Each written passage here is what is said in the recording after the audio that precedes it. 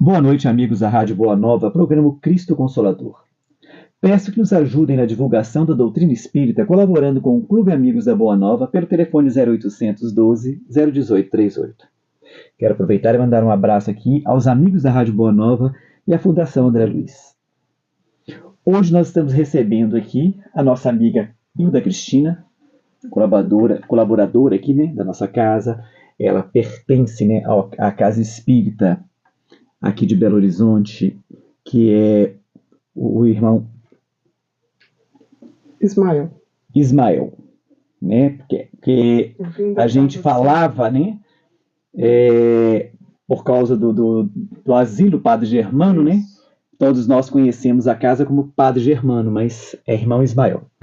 Boa noite, Cristina. Boa noite, Jorge. Boa noite a todos. Que Deus nos abençoe, que Jesus guie o estudo da noite. Então vamos lá, né? Possamos trazer os ensinamentos de acordo, né, Jorge, com a necessidade de cada um de nós, né? De cada um, com a doutrina, né? Na questão 886 do Livro dos Espíritos, o Kardec indaga para os espíritos assim: qual é o verdadeiro sentido da palavra caridade, como a entendia Jesus? Benevolência para com todos, indulgência para as imperfeições dos outros e perdão das ofensas. O amor e a caridade são um complemento da lei de justiça, pois amar ao próximo é fazer-lhe todo o bem que seja possível e que desejáramos nos fosse feito. Tal o sentido dessas palavras de Jesus: amai-vos uns aos outros como irmãos. Interessante é essa questão que o Kardec faz essa pergunta para os espíritos: qual é o verdadeiro sentido da palavra caridade, como a entendia Jesus? Ele podia ter perguntado qual é o verdadeiro sentido da palavra caridade, como a entende o Criador, né, ou os espíritos. Não, porque como a entendia Jesus? Essa resposta que vem através dos espíritos, por que não poderia ter sido até mesmo através do próprio Jesus, que responde: benevolência para com todos, indulgência para as imperfeições dos outros e perdão das ofensas? Porque Jesus, quando esteve na Terra, ele praticava tudo o que ele pregava. E essas virtudes, elas fazem parte da lei de amor.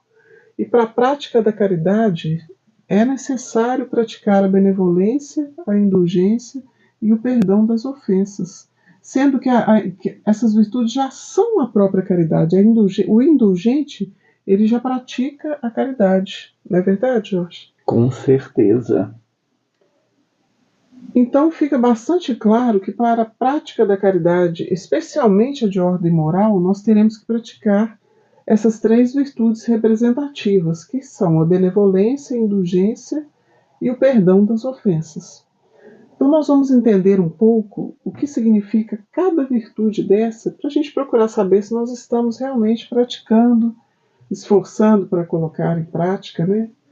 Benevolência é querer bem aos outros. No livro Palavras de Vida Eterna, ditados por Emmanuel, o Chico Xavier psicografa na lição 94, Beneficência e Paciência.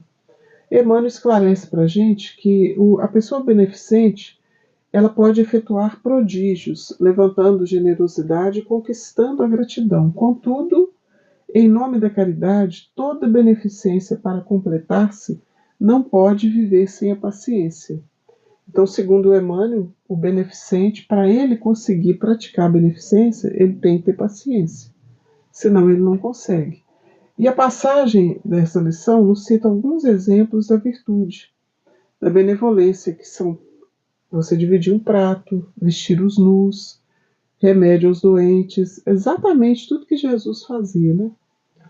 Asilo aos que vagueiam sem teto, auxílio ao ancião, socorro às viúvas, refúgio aos indigentes, silêncio às provocações, né? É uma das mais difíceis, né? Quando alguém nos provoca, é complicado a gente conseguir silenciar. Nós temos que fazer um esforço muito grande para a gente conseguir ter essa tolerância para com as ideias do próximo, não é, Jorge? Que a vontade se a gente for olhar o nosso lado animalizado, a vontade é de voar no pescoço e estrangular. Justamente. Mas como a gente sabe, né, das consequências desses atos, então vamos tentar. Somos espíritas, o verdadeiro espírito está vamos afastar, que é melhor. Isso mesmo. A indulgência, facilidade em perdoar faltas alheias. Aí, o indulgente ele já tem aquela facilidade em perdoar. Ele nem leva em consideração mais. Na verdade, é um exercício, né, Jorge? À medida que a gente vai exercitando aí ser indulgente, isso vai aumentando, né? É uma virtude que pouco a pouco ela vai se abrangendo, dependendo do esforço que o indivíduo emprega, né? Porque perdoar as faltas alheias não é uma virtude fácil. Né? Mas se você exercita ela ali diariamente, vai chegar um momento que você nem se sente mais ofendido. Você se torna um indulgente. Né? Você passa por cima daquela situação ali sem mesmo percebê-la. Então, o indulgente é uma pessoa que age com bondade e tolerância em relação aos outros, além de perdoar as diferenças. A pessoa evitar conhecer intencionalmente os defeitos alheios. Então, o indulgente ele não quer conhecer os defeitos alheios. Na verdade, ele não quer nem saber se o outro tem defeito. E ele ainda tenta esconder quando ele percebe, né? É o que todos deveríamos fazer, né? A pessoa evitar conhecer intencionalmente os defeitos dos outros e, se por acaso tomar conhecimento deles, não divulgar, a não ser em caso em que um grupo maior possa vir a ser ou está sendo prejudicado. Mesmo assim, o indulgente ele procura atenuar as observações. Ele não levanta todas aquelas questões, né? Ele evita críticas, censuras aos erros dos outros. No Evangelho segundo o Espiritismo, no capítulo 10, Bem-aventurados aqueles que são misericordiosos, tem uma explanação muito interessante sobre a indulgência no item 16. A indulgência ela não vê os defeitos de outra pessoa e, se os vê, evita falar deles. Divulgá-los, ao contrário, oculta-os, a fim de que não sejam conhecidos senão dela mesma. E se a malevolência os descobre, tem sempre uma desculpa para os abrandar. Imagina-se um diálogo entre o malevolente e o indulgente. Porque o malevolente ele é bem o oposto. Ele gosta de levantar uma questão e ir em torno da maledicência, né? Ele sobrevive e se sente à vontade em falar mal dos outros. E o indulgente já tenta esconder, panos quentes, né? Colocar panos quentes. Então, imagina-se uma conversa, hein, Jorge, entre o malevolente e o indulgente, né? O indulgente ele tem sempre uma desculpa para abrandar, quer dizer, uma justificativa plausível, né, séria, e não daquelas que, tendo o ar de atenuar a falta, fazem ressaltar com um jeito traiçoeiro. Porque tem isso tudo, né? Às vezes a pessoa é traiçoeira, ela vai assim, escorregadia, né? Semelhante às nossas irmãs répteis, né? Que vai assim, pela tangente, mostrando uma coisa, mas na verdade está fazendo outra coisa, né? A indulgência ela não se ocupa jamais com os atos maus de outra pessoa. Não faz observação chocante, não tem censura nos lábios. Sede, pois, severos convosco e indulgente para com os outros. Então, essa severidade que a maioria das pessoas direciona para o outro tem que ser para nós mesmos, né? Para a gente poder ir fazendo a modificação, a nossa reforma íntima, para que a gente consiga a prática das virtudes necessárias aí para nos aproximarmos do Cristo. Não julgueis com severidade, senão as vossas próprias ações, e o Senhor usará de indulgência para convosco, conforme dela usastes para com os outros. Conforme o ensinamento de Jesus Cristo, por que verdes um argueiro no olho do vosso irmão, vós que não vedes uma trave no vosso olho? Um dos defeitos da humanidade é ver o mal de outrem, antes de ver o que está em nós mesmos. Então, nós sabermos enxergar, na verdade, né, a trave que está no nosso olho, e não o argueiro que está no olho do próximo, né, gente? E nós precisamos trabalhar essa reforma íntima em nós. Né? A gente precisa ver os nossos defeitos antes de ficar apontando os defeitos dos outros, né? Porque somos cheios de defeito. E exige esforço, um esforço muito grande, e que se nós fizermos esse esforço, a gente vai conseguindo pouco a pouco. Com certeza. Às vezes a gente se depara com uma situação dessa, Aí você tem que, né, parar, deixar esfriar a cabeça, voltar lá fora. Eu li sobre indulgência, ou eu ouvi sobre como é ser um indulgente. O que faz um indulgente mesmo? Então vamos tentar colocar em prática, não é, Praticar, gente? né? Perdão das ofensas. O verdadeiro perdão, o perdão cristão, é aquele que lança um véu sobre o passado, o único que será levado em conta, porque Deus não se contenta com a aparência, ele sonda o fundo dos corações e os mais secretos pensamentos. E perdoar é um exercício constante de amor, é o dever da alma que quer a felicidade. Então, a alma que aspira à felicidade, você pode achar que a felicidade consiste nas coisas da terra, mas não. É no dever cumprido, é no perdão das ofensas, porque você se desvincula daquela mágoa e se torna um espírito livre. Aquilo já ajuda, né? Não está algemado a ninguém. E o Emmanuel ele traduz bem isso para a gente, como sempre, né? O Emmanuel é muito direto. Através da psicografia do Chico Xavier, na lição 61 do Palavras de Vida Eterna, Emmanuel fala assim: nos ensina que toda criatura traz consigo as imperfeições e fraquezas que lhes são peculiares, tanto quanto ainda desajustados trazemos também as nossas. Então, segundo Emmanuel, todos nós, né, temos imperfeições, fraquezas, desajustes. É por isso que Jesus, o emissário divino, crucificado pela perseguição gratuita, rogou a Deus ante os próprios algozes: Pai, perdoa-lhes, porque não sabem o que fazem. E deixando os ofensores nas inibições próprias, a cada um, sustentou em si a luz do amor. Olha, interessante essa frase do Emmanuel. Jesus, quando ele é crucificado, que ele pede perdão ao Pai por todos que estavam lá presentes, né? Talvez até nós mesmos. Emmanuel coloca assim, que Jesus deixou os ofensores nas inibições próprias a cada um. Ou seja, os ofensores é que estavam numa situação difícil ali, né? Apesar da aparência mostrar que era o Cristo. Não, o Cristo estava livre. Cumprindo a missão. Cumpriu a missão dele, né? Livre. Sustentou em si a luz do amor, né? Foi o que Jesus fez, que dissolve toda sombra, induzindo-nos à conquista da luz eterna.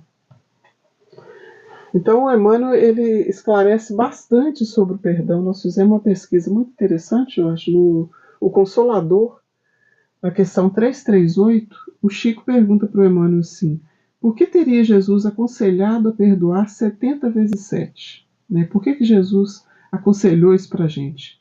O Emmanuel responde que a Terra é um plano um planeta, né? Um plano de experiências e resgates, por vezes bastante penoso. E aquele que se sinta ofendido por alguém não deve esquecer que ele próprio pode também errar 70 vezes 7. Então é interessante a resposta do Emmanuel, né? Do mesmo jeito que nós temos que perdoar, pode ser que nós também erramos. Vamos errar. E nós erramos, né? Nós temos consciência que nós erramos. Não adianta porque a gente sabe que erra. E o grande problema nosso é que a gente vê os nossos erros no outro, né? Isso mesmo. Que a gente enxerga no outro os nossos erros, os nossos defeitos. É do que está cheio o nosso coração. Então, assim, aquilo que te incomoda é aquilo que você traz dentro de você. Isso. Porque se você não tivesse aquilo dentro de você, você não estava nem aí. Aquilo não te afetaria em nada. Isso mesmo. Exatamente, Jorge. Esse é o ponto da questão. E na maioria das vezes não há nenhum problema, não existe um problema. Na verdade, a pessoa está vendo aquilo dentro dela. É a visão dela, né? É uma criação mental, né? É a visão dela. Que acaba gerando situações conflituosas que vão longe, né? Por causa da falta de vigilância, né? Vigiar e orar. Então, quando Jesus nos recomenda perdoar 70 vezes 7, ele nos estimula a perdoar sem restrição e quantas vezes for necessário. Né? Não existe um limite em favor do nosso próprio equilíbrio e não do equilíbrio do outro. Porque o beneficiado é quem perdoa, né? A gente mostra que se tornou melhor, né? Orai pelos que vos perseguem e caluniam. Eis que a oração bem sentida nos tira da faixa do ofensor. Então a oração nos protege, né? Nós temos que ter o hábito aí da oração. Então nós percebemos que a indulgência ela está intimamente ligada à benevolência e ao perdão. Então, essas três virtudes, elas estão interligadas, e essa interligação delas todas nos ajuda à prática da caridade. Não é isso, Jorge? Com certeza. Sendo que a indulgência já é a caridade moral, né? O que vem a ser a caridade moral? A caridade mais difícil de ser praticada consiste em doar aquilo que eu sou e não aquilo que eu tenho. É suportar uns aos outros, né? A tolerância. Dessa forma, existe um grande mérito em saber calar para o mais tolo falar. É muito meritório. É a caridade moral, né? Faz parte da caridade moral. Porém, difícil de ser vivenciada demais, né, Jorge? É aquele negócio, né? A gente precisa aprender que se eu quero o melhor para mim, eu tenho que ter o melhor para os outros também. Eu tenho que entender que nós somos uma individualidade. Cada um de nós pensa de um jeito, cada um de nós age de um jeito, né? E então, assim, nós temos que respeitar isso. Nós podemos não concordar, mas temos que respeitar. Isso mesmo. O silêncio é uma prece, é uma né, prece, Jorge? com certeza. Na hora que nós precisamos, nós temos que ter a lei do silêncio, né? Então Jesus, ele nos deu vários exemplos de caridade, ao curar cegos, leprosos, aleijados, diante da mulher adúltera, quando ele fala para os apedrejadores: quem está sem pecado, atire a primeira pedra. Como não ficou nenhum deles para atirar, Jesus diz à pobre mulher: ninguém te condenou, eu também não. Vai e não erres mais. É o que nós temos que fazer, né? A caridade, segundo Jesus, ela não se restringe à esmola, ela abrange todas as relações com os nossos semelhantes, quer se trate de nossos inferiores, iguais ou superiores. Temos também a caridade com os criminosos, né, Jorge? A caridade com os criminosos é o maledicente, né? É uma forma também de cometer um crime, né? Às vezes a pessoa levanta aquela calúnia e destrói lares, né? Destrói pessoas. A pessoa destrói, né, vidas, né? Então a gente tem que ter caridade com esses criminosos também, não recusar o perdão, a misericórdia, né? Porque na maioria das vezes as pessoas que cometem esses delitos, elas não têm o conhecimento, o entendimento que nós temos, né?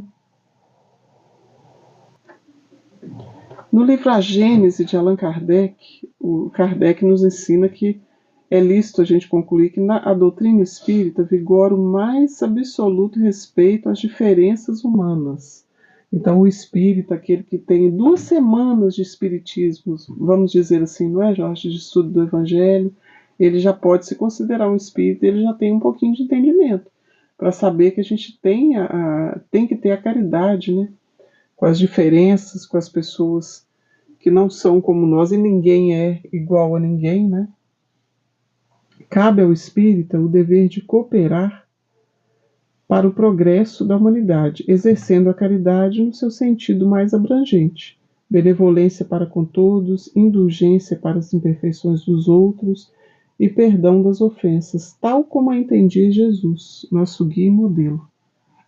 Jesus não possuía preconceito de nenhuma espécie, né? Emmanuel nos orienta que devemos nos esforçar para colocar a realização do mecanismo doutrinário em ação, junto de nossa personalidade. Então, o Emmanuel nos aconselha a colocarmos lado a lado conosco os mecanismos doutrinários que nós aprendemos, né, Jorge? A reunião doutrinária, o evangelho, né, a codificação, as obras, né?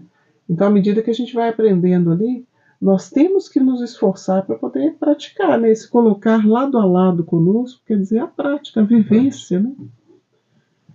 Ele nos afirma que só o trabalho de autoevangelização é firme e perecível. Então, Emmanuel nos fala aí, né? Nós precisamos nos autoevangelizar para a gente conseguir a prática dessas virtudes. Só o esforço individual no Evangelho de Jesus pode iluminar, engrandecer e redimir o espírito. Porquanto, depois de nossa edificação com o exemplo do Mestre, alcançaremos aquela verdade que nos fará livres. Então, quanto mais nós conhecemos, mais nos libertamos, não é? Conhecereis a verdade vos libertará. Justamente. Não Então, tem como, depois que você conhecer a verdade, você ficar escravizado a nada. Não tem. Aí você vai se auto-evangelizando, você vai desconectando daquelas coisas que não têm mais importância, não é, Jorge? Com certeza. Como, por exemplo, ficar retendo mágoas, né? Não vai nos levar a caminho nenhum. A lugar nenhum. Então são nossas conquistas espirituais, né, que não se perdem. É o que nós vivenciamos dentro de nós. Os nossos valores eternos, a luz que nós vamos adquirindo através do nosso próprio esforço. É a prática da lei de amor, né? Nós vamos naturalmente ali começando a praticar a lei de amor. Benevolência para com todos, indulgência para as imperfeições dos outros e perdão das ofensas. É o BIP, né, Jorge? Nós colocamos uma sigla aí para a gente poder decorar, que fica mais fácil, né? Com certeza. Então, decorem. BIP, B-I-P. O que nós temos que praticar? Benevolência para com todos, né? Indulgência com as faltas alheias, né? Perdão das ofensas. Podemos exercitar a caridade também com aqueles que necessitam de palavras de amor, de consolação, de encorajamento.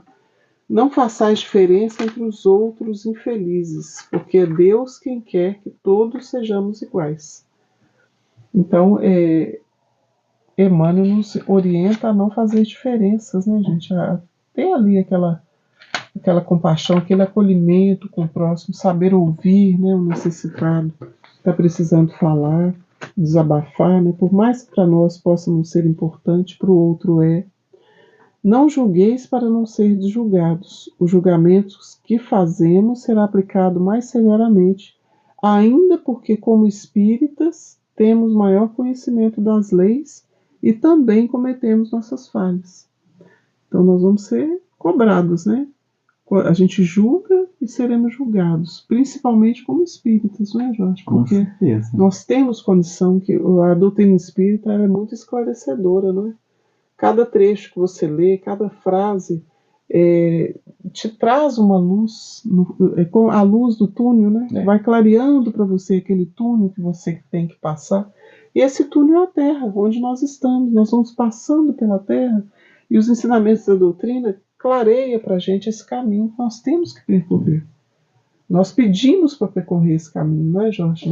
Foi escolha nossa, né? Escolha nossa. Na erraticidade, na espiritualidade, nós elaboramos, pedimos essa nova oportunidade de reencarnar e lá nós vamos cumprir, né? Vamos fazer, eu vou dar conta. Aí quando chega aqui... Nós estou cansado, eu não aguento mais isso. Meu Deus, eu não aguento mais. Para que me dá essa prova? Oh, Jesus Cristo, não aguenta. Não, e tem uns que ainda falam, eu não pedi para nascer, pediu, às vezes você até implorou. Nós todos, né? Todos pedimos. Todos pedimos. É interessante isso, porque a hora que a coisa pesa para o nosso lado, né? Ah, meu Deus, por que o senhor fez isso comigo? Por que o senhor está me testando? Gente, você que pediu, aceita. Eu falo com as pessoas, aceita que dói menos. Verdade, quanto mais a gente aceita, melhor. Nós trouxemos aqui também, nós fizemos uma pesquisa. Nós gostamos bastante das explicações do Emmanuel, porque o Emmanuel é muito direto, né, Jorge? Ele é incisivo e traduz para a gente muito o Evangelho, né?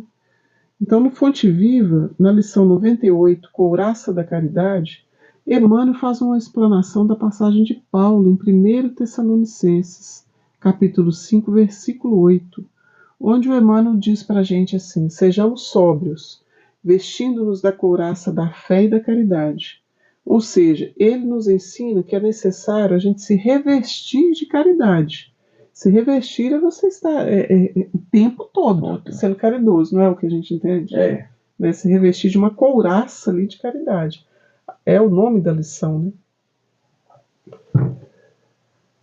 Para que possamos vencer na tarefa de amor que o Senhor nos confiou, seja doméstica, no lar, na casa espírita, no nosso dia a dia, é através da caridade, né? Fora da caridade não há salvação. É o lema da doutrina, inclusive. Então nós temos que praticar a caridade o tempo todo. Seja a caridade material, moral. Emmanuel nos afirma ainda que será muito difícil vencer na tarefa que o Senhor nos confia, se nós não vibrarmos em ardente amor para atender ao ministério que nos empenhamos. compreendendo que o cristão ele se acha num verdadeiro estado de luta. A convicção e o entusiasmo da fé bastam para começar honrosamente, mas para continuar o serviço e terminar com êxito, ninguém poderá dispensar a caridade paciente, benigna e invencível. Então, segundo Emmanuel, não tem como terminarmos, né, com êxito a nossa trajetória se a gente não se propuser a exercitar a caridade. E segundo ele, paciente, benigna e invencível. Nós temos muita tendência a nos indignarmos e a nos irritarmos, né? Por isso a necessidade da paciência aliada a essas virtudes, certamente, não é, Jorge? Com certeza. Porque a gente tem o hábito de ser severo perante a ignorância, a fraqueza, né? As faltas dos outros. Mas nós precisamos ter entendimento fraterno, né? Caridade, compaixão com os erros alheios, porque nós também somos falhos. É algo que exige esforço da gente, para que a gente possa conseguir, não é, Jorge? A gente adquirir virtude é muito complicado, porque para você adquirir virtude, você tem que abrir mão dos seus vícios. Abrir mão de vício é muito difícil. Então é uma luta, né? A luta entre o bem e o mal ali o tempo todo. Tudo exige luta e esforço. Então é um esforço muito grande. Outro dia até eu estava saindo da casa espírita e eu vi os companheiros, né, da casa espírita lá de fora, lá acendendo cigarro e fumando. Aí a gente pensa assim, meu Deus, como é que um espírita que frequenta, né, as tarefas da casa, frequenta os grupos de estudo, ele não consegue fumar? Né, sabendo de tudo, saber as consequências. Mas aí você vai pensar, né? Gente, é um vício. Vencer um vício não é fácil. É muito difícil. Então por aí a gente vê, igual eu falo, né? Às vezes a gente vê palestrante falar certas coisas, mas ele faz. Né? Então, quer dizer, é difícil porque nós somos ainda muito inferiores, somos espíritos muito inferiores. Recalcitrantes, como diz o Dudu, nós somos medianos, somos espíritos medianos. E estamos caminhando para poder melhorar. Igual eu falo com as pessoas, eu tento me prejudicar, mas não prejudicar as pessoas à minha volta. Eu procuro me prejudicar do que prejudicar as pessoas. Porque a gente sabe as consequências, a gente sabe como é que vai ser, que não vai ser legal, mas é muito. Então é o que eu falo, né, para os ouvintes, para as pessoas que não perde as esperanças, não. Né? É muito difícil, a gente entende, a gente fala muito de vício, combater vício, mas a gente sabe a dificuldade que nós temos em conseguir extirpar esses vícios. Então vai ter que ser de pouco em pouco. A gente vai conseguir vencer um aqui, o outro ali ainda não, o outro a gente vai começar, mas tenhamos a certeza que um dia vamos conseguir nos livrar de todos eles. Mas também não adianta camuflar. Não adianta eu falar que eu não bebo, que não pode beber, mas a minha boca, quando olha para uma garrafa de cerveja, saliva. Gente, não adianta. O dia que a sua boca olhar para uma garrafa de cerveja, que seus olhos olharem para uma garrafa de cerveja e a sua boca não salivar, você venceu o vício. Então é isso que a gente tem que fazer. Tudo na sua hora, no seu tempo. Não adianta a gente querer pôr o carro adiante dos bois, não. Que não funciona assim. É pouco a pouco. É pouco a pouco. Jorge, é exercitando. Né? São esforços pequenos, porque nós não vamos vencer todas as nossas imperfeições em uma encarnação. Não tem condição. Né? Nós precisamos de outras. Nós temos que tentar construir o nosso futuro através da vivência de hoje. Né? É importante a gente tentando eliminar as nossas mazelas, mas é pouco a pouco, nós temos um entendimento. A gente tem que entender também, né, Cristina? Nós, há um tempo atrás, éramos espíritos primitivos. Hoje, somos medianos. Quer dizer, olha aí, nós já evoluímos. Então não adianta querer sair do espírito mediano, a angelitude, Porque a evolução dá salto. É das pequenas coisas que É gradativamente. a gente vai melhorando aqui, melhorando, até aí você vai chegando, daí a pouco você passa por um novo estágio, né? Aí você vai olhar para trás, você vai ficar feliz, olha o que eu já venci. E é assim que a coisa funciona. É isso mesmo. O importante é a gente caminhar sempre, nos esforçarmos para não estacionar. É. A falta de perdão, por exemplo, ela requer o indivíduo estaciona, né? Quando ele não perdoa. Ele não se dá preso, conta né? disso, mas ele Ele fica estaciona. preso à mágoa, ele fica preso à pessoa, né? Ou encarnado ou desencarnado. Então, está atrasando o processo evolutivo dele por uma questão boba. Verdade. Por mágoas que ali, ele acha que está valendo a pena e não está valendo a pena, né, Jorge? É importante Causando o perdão sofrimento, né? para ele poder prosseguir. Então vamos lá, o homem caridoso é fácil ser paciente e afável, manso e pacífico. A mansuetude e o perdão das injúrias tornam-nos invulneráveis. Nós não podemos mais ser feridos.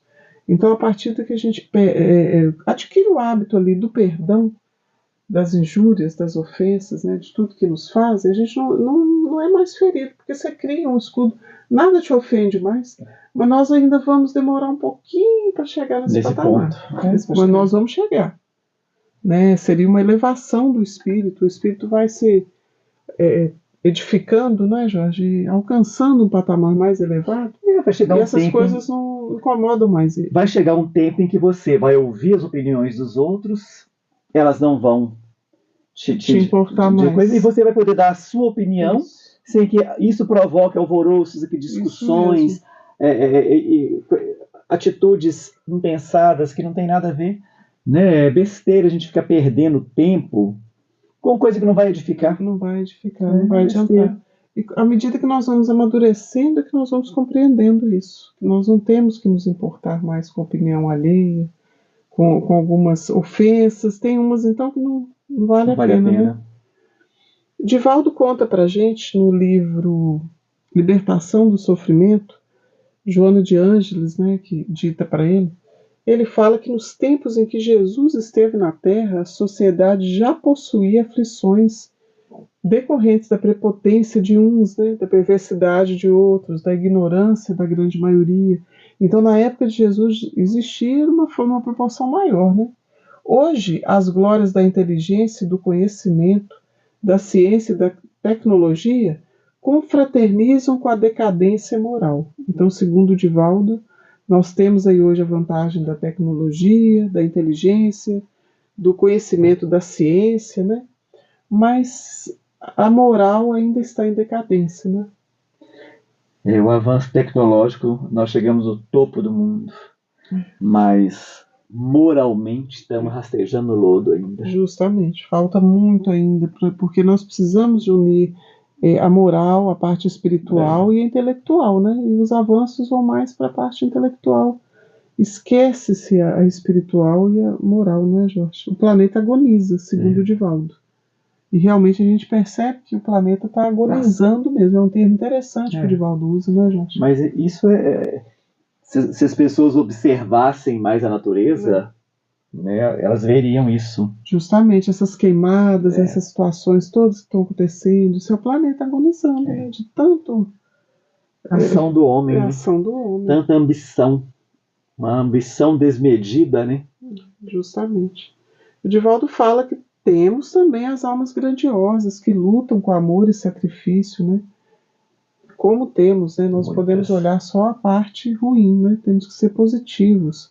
Lembrar sempre que Jesus, a estrela de primeira grandeza, ele surgiu na noite de estúpidas e escuras ambições dos povos, para iluminar as consciências e despertar os sentimentos da humanidade.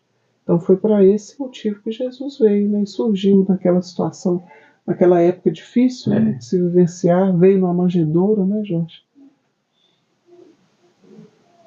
Fazer a tua parte sem preocupação com o outro, demonstrar que Jesus permanece conosco, né? Aproveitando esse seja aí que Jesus veio à Terra para nos mostrar como fazer, né? Nós temos que fazer nossa parte também. Nós trouxemos uma historinha muito interessante, foi encontrada no livro A Luz do Consolador, de Ivone Amaral. A lição se chama Depois do Calvário. Foi na época do Cristo, o evangelista Lucas, em Atos dos Apóstolos, ele conta a história de um certo aleijado, um pobre inválido que em Jerusalém era visto em uma das portas do grande pátio do templo, chamada Porta Formosa, implorando tristemente a caridade. Então, o evangelista Lucas ele não cita o nome desse aleijado, Jorge, por algum motivo, né? Para poder preservar, certamente, por caridade, né, moral com o indivíduo. Então, a Ivone chama ele na historinha de pobrezinho, para a gente poder direcionar a história. Esse moço pobrezinho, enfermo e estropiado, crescera sobre humilhação da anormalidade física e a angústia de irremediável pobreza. A esse infeliz jamais fora permitido participar dos folguedos infantis, porque tinha as pernas frágeis, mirradas pela doença. Então, já desde nascença, ele era um aleijado, que não conseguia se envolver com as outras crianças, né? Certa vez, contando ele já a idade adulta, apareceu em Jerusalém, vindo da Galileia, um jovem a quem chamavam Jesus Nazareno. Desse jovem soube ele, por intermédio de muitas vozes, que sob o contato de suas mãos protetoras e generosas, os cegos recuperavam as vistas e os paralíticos caminhavam. Os coxos se levantavam, os leprosos se curavam, os loucos recobravam a razão e até os mortos ressuscitavam. Então ele fica sabendo desse moço nazareno, né, que fazia tantas curas. E todos os deserdados e desgraçados eram beneficiados e consolados. Então ele fica conhecendo a história de Jesus. Ele curava, não importava quem, ele não olhava quem quer que fosse que procurasse por ele, ele auxiliava. E ele pensa logo em procurar o Cristo. Era o Cristo de Deus anunciado pelos profetas antigos, ensinando uma doutrina toda nova de amor e perdão. Então ele desejou igualmente conhecer o moço de Nazaré. Jesus perambulava por aqui ou por ali, na Judéia ou pela Galiléia. Lá se ia, né, o pobrezinho, à procura de Jesus. Pensamento se arrastando através das estradas rudes, segurando-se as muletas, exausto. Mas a multidão arrastava Jesus para um lado, arrastava o querido mestre para o outro, e o pobrezinho não conseguia chegar perto de Jesus para suplicar a cura. Ele tentava de todas as formas, não conseguia. E às vezes ao longe ele escutava Jesus a discursar. Vinde a mim, vós que sofreis, e eu vos aliviarei. Bem-aventurados os que choram, porque serão consolados. Pedi e dá-se-vos-á, buscai e achareis. Batei e abre-se-vos-á, porque todo o que pede recebe, e o que busca acha, e a quem bate abrir-se-á. Então ele passa o tempo todo atrás de Jesus, escutando as explanações de Jesus, mas não consegue chegar. Durante 3 anos, aquele Messias divino perlustrou as pobres terras da Galiléia, da Judéia e até da Samária, curando, animando, servindo a quantos encontrava em seu caminho. Mas o coxo da Porta Formosa jamais fora possível apresentar-se à sua frente. Até que o jovem Nazareno fora preso por deliberações do Sinédrio, o grande tribunal religioso de Jerusalém, duplicado e morto na cruz, entre 2 malfeitores vulgares. Então Jesus foi capturado, né, morto na cruz, e o pobrezinho não conseguiu ele continuou tentando. Né? Mas o Nazareno crucificado, ele não esquecia aqueles que depositavam esperanças no seu amor, como até hoje ele não esquece, não é, Jorge? Não significa que ele não está reencarnado na Terra. Então, é uma das conotações da moral da história. Ele não está na Terra reencarnado, mas ele está conosco em espírito e verdade. Algum tempo depois do drama do Calvário, numa tarde em que 2 jovens foram ao templo, por aquela mesma porta em que se encontrava nosso irmão aleijado, João e Simão Pedro, ambos antigos pescadores, amigos dos mais íntimos e companheiros fiéis de Jesus. Então ele encontrou 2 discípulos de Jesus. Esses discípulos aproximaram-se mais e mais, e o pobre aleijado olhava-os atraído. Estendeu a mão trêmula, pedindo a esmola do corpo. Senhor, tem compaixão desse pobre que te pede uma esmola. Aí os dois homens, João e Pedro, olharam para ele e falaram assim. Eles sentiram que algo extraordinário ia se passar naquele instante. Certamente eles sentiram aquela vibração forte. Então Pedro, comovido, olhou para o pobrezinho junto com João e disse-lhe: Olha para nós. Não temos prata nem ouro, e por isso não te daremos uma esmola. Mas o que temos, isso te daremos. Em nome de Jesus Cristo Nazareno, levanta-te e anda. De um salto, o estrupiado se pôs de pé e balançou no alto as muletas, louco de alegria e felicidade. Entrou no templo louvando a Deus, e todos que lá se achavam no templo foram testemunhas oculares do sublime feito. Então Jesus promoveu a cura dele, mesmo depois de ter partido, né? A fé da pessoa, né, gente? É o merecimento da pessoa. Merecimento. Ele persistiu, ele foi atrás de Jesus durante toda a caminhada de Jesus, né? Ele poderia, né, quando Jesus foi crucificado, não, morreu, acabou, não tem jeito, né? Então agora, mas ele continuou firme na fé. O que nós temos que fazer, né? E isso fez com que ele alcançasse, por merecimento. Justamente, persistiu. Aí no finalzinho a Ivone fala pra gente assim: se amares a beneficência e através dela desejares socorrer e servir o teu próximo sofredor por amor a Jesus, a quem tanto devemos, tal como Pedro amou até o sacrifício, um dia nós também poderemos dizer a um coxo ou estropiado: em nome de Jesus Cristo, levanta-te e anda. E anda, né? Porque o Nazareno vai vir também, porque Jesus, ele está presente com todos aqueles que querem segui-lo, auxiliar no trabalho, na divulgação do Evangelho, da doutrina, não é, Jorge? Por mais imperfeições que tenham os discípulos que se propõem a segui-lo, e o que é se propor a seguir Jesus? É a nossa reforma íntima, as modificações que nós precisamos, o nosso esforço diário, nossa luta ali para poder refazer as nossas faltas, fazer como Santo Agostinho, né, Jorge? Um autoexame de consciência, né? Autoexame. Entrar para dentro do seu quarto lá e ver o que você fez de bom, de ruim. Isso. Ver o que você precisa de melhorar, o que precisa de consertar. Isso mesmo. É uma coisa muito interessante isso. Nós precisamos muito fazer essa reforma porque nós estamos muito atrasados ainda. No momento que nós estamos, essas tribulações, todo mundo passando por essa correria, nós imaginamos que fica as pessoas estão atribuladas. Mas nós temos que tentar buscar esse momento, onde quer que nós estejamos, para a gente poder fazer uma reflexão, Jorge, reflexionar o nosso dia a dia ali, tentar fazer essas pequeninas, né, mudanças. Porque senão nós vamos passar pela existência de passagem. De passagem, né? Enfeitando o planeta, né? Enfeitando o planeta, justamente. Mas nós estamos cumprindo a nossa missão. Nós temos que aproveitar, né? E a gente tem que aproveitar as oportunidades. Gente, as casas espíritas têm tanta oportunidade. Isso mesmo, muita tarefa, não é, Jorge? Muita tarefa e pouco tarefeiro. Os tarefeiros não querem assumir as responsabilidades, não querem pegar as tarefas, esquecem que hoje eu estou socorrendo, amanhã eu posso ser um socorrido. Sim. Hoje eu estou socorrendo, amanhã pode ser meu neto, meu filho vai precisar de ser socorrido. E às vezes, quem vai socorrer? Né? O centro espírita que eu faço parte. Então vamos abraçar as tarefas, vamos abraçar, mas abraçar com carinho, com dedicação, né? Com persistência. Com amor, acolhimento, né? Acolhimento, abraçar